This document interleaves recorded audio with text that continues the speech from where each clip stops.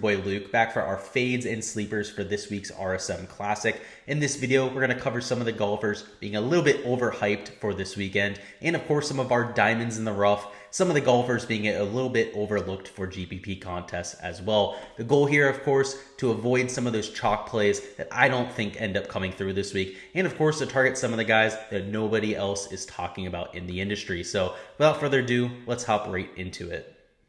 So first off with our fades, somebody who's not going to be a regular on this list, but Mito Pereira had a horrible week last week at the Houston, Texas Open. So a little bit of concern there with his ball striking, was the loser on both categories in terms of off the tee and on approach, but made up for it with his putting. And that's not something that we can really rely on with Mito Pereira. We know that he's more of a ball striking wizard rather than somebody who goes out and gains a ton of strokes with the putter. So to see it not really bear out in the stats last week is a little bit concerning to me. He's garnering nearly 12% ownership as well, which is definitely not ideal. Also $8,300. And a lot of the other plays in that range, Brendon Todd, somebody like even a Joel Damon, are people that I'm looking to instead. I just think they have a better skill set for this golf course, are coming in with better form, particularly over these last 3 or 4 events. And for that reason, Mito Pereira is going to be a fade for me. Next up, we have Kevin Kisner. He's garnering a little bit more ownership at nearly 16%, and he's extremely polarizing this week. You either love Kevin Kisner at this golf course. I mean, the guy has some of the best course history of anybody in the world. Seemingly comes in every single year with bad form and pulls it out of the hat, but that's not something that I think is going to reliably happen. I mean, this guy may have a great course fit here, but that only takes you so far. You're going to have good form coming in. If your swing isn't there, there's no way to take it to 15, even 20 under par. And it's not like this guy's in the mid $7,000 range. This guy's $9,200. He's relatively chalky. So if he's somebody that you want to play this week, you're going to have to be aggressive with it. You're going to have to play him 35, 40% of your lineups. And for me, that is an extremely risky proposition. This guy has been absolutely crap over these last few months, and aside from that win that he ended up having a few months ago, he's done absolutely nothing. And before that, he had a streak of 6 or 7 missed cuts before that win. So it's not like he hasn't been good for a while. He's been atrocious for the last 3 or 4 months. So I'm not really counting on him turning that around here like he has in the past, and I'll give him that. He's come into this event with bad form in the past and turned it around, but how many times is he going to be able to do that? For me, he's going to be a fade this week. But at number 1, we have Scottie Scheffler at $10,900, somebody who is the highest owned player on this entire slate. And pretty much anytime you have a guy garnering near 30% ownership, he's going to be an automatic fade. But with Scottie Scheffler, there's a few other concerns we have as well. First and foremost, going to be his putting. The greens here are a little bit tough. They're not quite like usual resort courses, and we saw it really get to him last week at Memorial Park. He was in contention, was squarely in a position to close out a lead, and he blew it on that back 9. You saw him miss a ton of putts, especially from within 10 feet. And here at the RSM Classic, that is not going to do it. He definitely has the ball striking you're looking for, definitely has the form you're looking for going into this event, but just there's vibes on Sunday. The putting numbers in general, particularly on Bermuda grass, definitely give me a lot of concern here. And at nearly 30% ownership, you'd be fading almost anyone in the field. You'd have to be looking at somebody who's almost completely mispriced, also coming in with good form and a good course fit to be considering playing them. And with the concerns that we have, definitely makes my fades list. And now for our sleepers. First off, we have Rory Sabbatini, Mr. Slovakia, silver medalist himself at $6,800.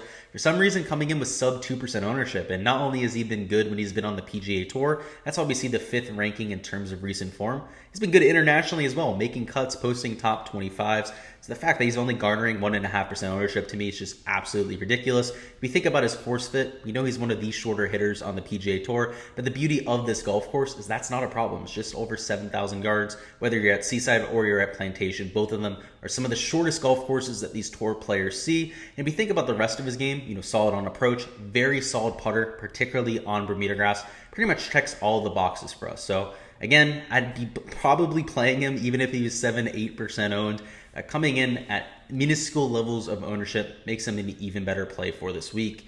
Next up, we have Lanto Griffin, somebody who had a decent week last week. We've seen, middling form from him to start this year. He's had a few good tournaments, a few good rounds, kind of thrown away some of his finishes, so haven't really seen that top end upside yet. But if we consider his course fit here, somebody who's, again, not very long off the tee, tends to do it with his accuracy, is a stellar approach player and fills it up, particularly on Bermuda grass. So checks the box there from a course fit perspective. And again, the recent form, while it's not super flashy, he's been making cuts. He's had some good rounds. He's gone out to some good first, second round leader type of things.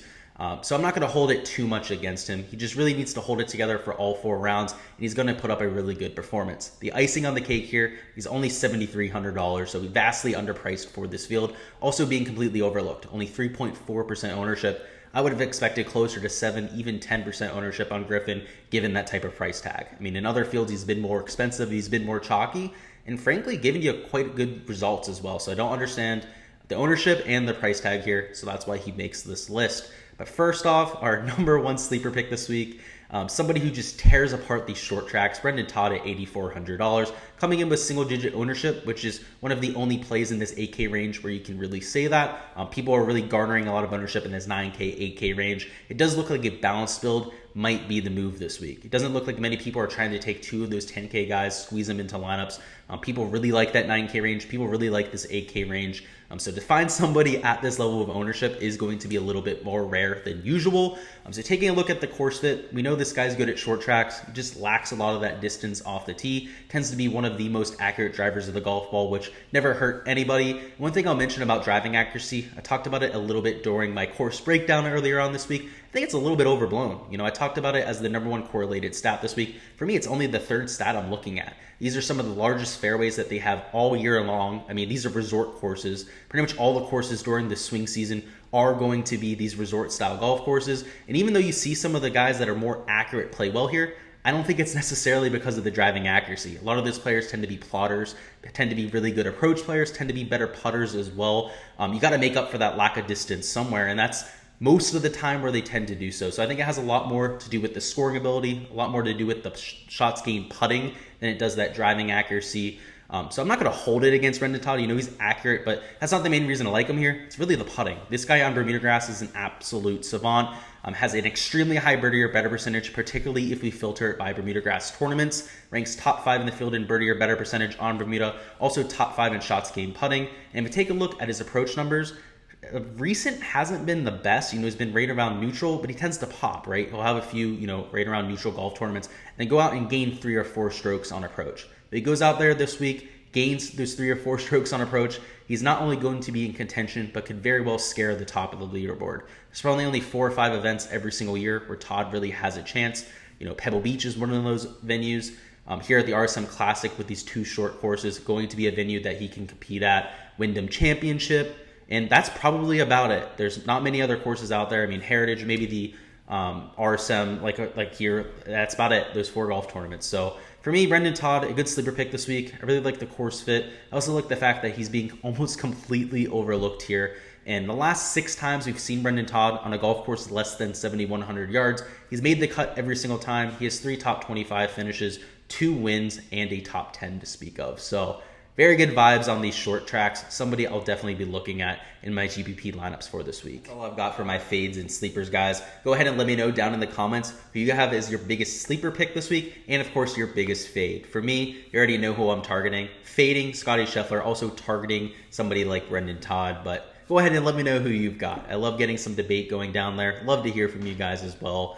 So make sure you go ahead and do that. And as always, we are going to have a live stream tonight as well. That'll be at 7 p.m. Eastern time. There we'll be talking about weather. We'll be talking about the player pool. We'll talk about ownership, any live questions that you have. Essentially, whatever you guys need to know, go ahead and let me know down in the chat and we'll cover it. So I'll put a link down in the description for that so you can go ahead and set a reminder. But again, that'll be at 7 p.m. Eastern time. Make sure to not miss that. But until then, good luck with all of your lineups for this week. If you guys haven't already liked the video, if you haven't already gotten a chance to subscribe to the channel, make sure you guys go ahead and do so you don't miss anything in the future. But again, appreciate all of that and see you guys later.